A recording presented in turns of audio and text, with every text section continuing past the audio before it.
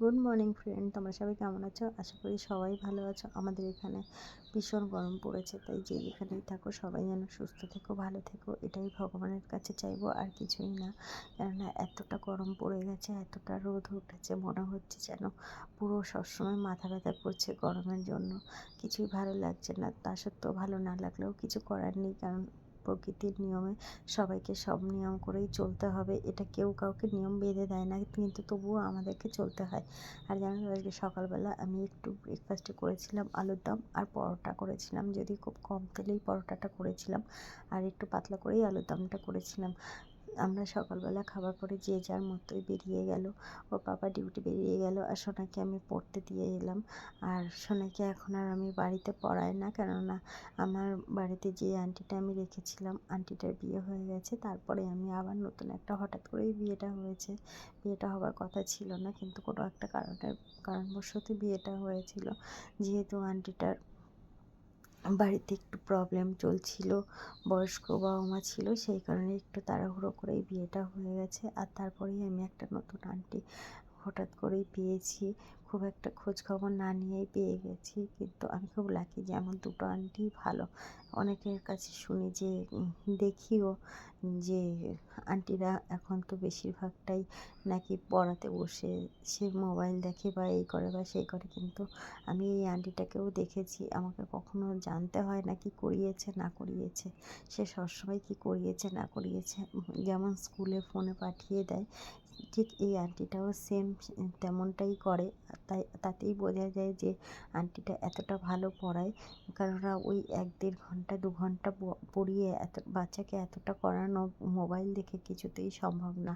এমনকি তাকে যদি আমি খুব একটা ফোন করি, কিন্তু সে খুব একটা সেই সময়টা রিপ্লাই করে না বা ফোন তোলেও না, খুব দরকার না হলে।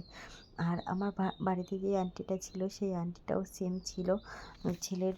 কেননা আমি এক্সাম টাইমে যদি কোথাও বেরোনোর হতো, আন্টিটা বলতো আপনি ওকে রেখে যান, আমি ওকে পড়িয়ে দেবো ঘরে, এইভাবে বলতো। কিন্তু সত্যি খুব লাকি যে আমি দুটো মানুষকেই ভালো পেয়েছি। জানি না কতটা পুণ্য করলে এরকম মানুষের সাথে দেখা হয়। যাই হোক, আন্টির সাথে আমার কথা হয়, এখনও কথা হয় আগের আন্টির সঙ্গে।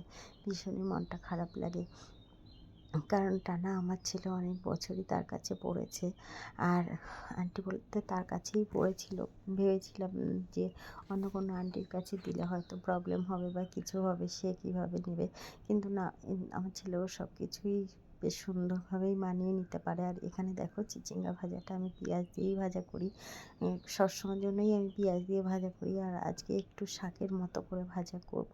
অন্যান্য সময় তো যেমন ঝুড়ো ঝুড়ো করে ভাজা করি, একটু ঝিরিঝিরি করে কেটে, কিন্তু দেখলাম যে না, এইভাবেও একদিনকার আমি খেয়েছিলাম, বেশ ভালো লেগেছিলো। আর এই ডিমটাকে আমি ভেবেছিলাম নষ্ট, কিন্তু ভাবলাম যে দেখলাম যে না, ডিমের কুসুমটা অনেকটাই সামনে ছিল। আর এখানে আমি কাঁচাটা অনেক সকালেই কেটেছিলাম, অর্ধেকটা মেলে দিয়েছি, সেই অর্ধেকটা শুকিয়ে গেলে আর এই অর্ধেকটা মেলে দেবো। আর এখানে ভাতটা বসিয়েছিলাম, ভাতটাও হয়ে গেছে। ভাতের এই ভাপটা একটু বার করে দিলে পরে তারপরে যদি ঢাকা দিই, ভাতটা না বেশ সুন্দর ঝরঝরা হয়। আর এখানে এই যে চিচিঙ্গা ভাজাটা, এর মধ্যে একটু নারকেলও দেওয়া যায় যদি নারকেল থাকে, কিন্তু এত গরমে নারকেলটা না খাওয়াই ভালো। ঠান্ডা পড়লে একটু বৃষ্টি হলে, আর চিচিঙ্গা তো গরমেরই সবজি, গরমের মধ্যে তো নারকেল দেওয়া যায় না, কিন্তু আমি বলবো একটু বৃষ্টি পড়লে তখন তোমরা চিচিঙ্গাটা দিয়ে দেখতে পারো, চিচিঙ্গার মধ্যে একটু নারকেল ভেজে দিতে পারো, ভীষণ ভালো লাগে খেতে। আর এখানে করে নেবো ডিমের কারি, ডিমের মালাইকারিটা করব।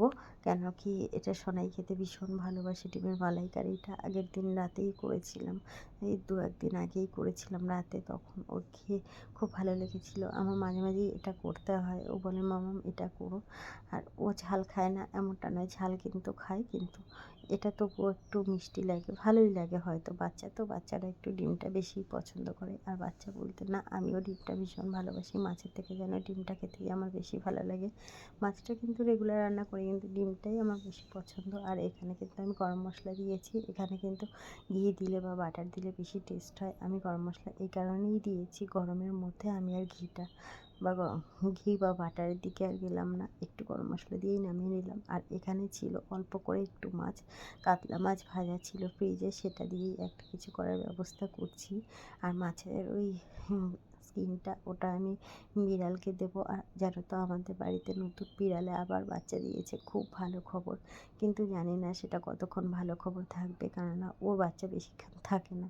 কী থেকে কী হয়ে যায় কে জানে, এত সুন্দর সুন্দর বেবিগুলো হয়, এত ভালো লাগে, মনটা একদম খুশি হয়ে যায়। কিন্তু তারপরে যখনই কিছু হয়ে যায় না, আর ভালো লাগে না। আর ও কিছুতেই বাচ্চাগুলোকে এক জায়গায় রাখবে না, এই প্রান্ত থেকে ও প্রান্ত করে বেড়াবে। কেন বলতে পারো? আর এখানে আমি একটু ভাতের মাড়টা রেখে দিয়েছিলাম, আর একটু গরম জল দিয়ে রান্নাঘরের সমস্ত কাপড়গুলো আমি ভিজিয়ে দিলাম। রান্নার শেষে কিন্তু আমি রান্নাঘরটা গরম জলেই পরিষ্কার করি, যেহেতু সব জায়গায় তেল টেল হয়। আর আমার রান্নাঘরটা খুবই ছোট, সেই কারণেই আমি চাই একটু গরম জল দিয়ে সার্ফ দিয়ে তারপর পরিষ্কার করে ওগুলোকে, কাপড়গুলোকে ধুয়ে নিতে। আর তারপর সমস্ত রান্না হয়ে গেছে তোমাদের সাথে গল্প করতে করতে। আর এখানে আমার এসে জামা কাপড়গুলো মেলে আসা হয়ে গেছে, সমস্ত কাজ মোটামুটি করেই নিয়েছি। ঘর বাড়ি তো সকালবেলাই মুছে নিয়েছি, এবার আমি যাবো স্নানে। আজ তবে এই পর্যন্তই। ভালো লাগলে অবশ্যই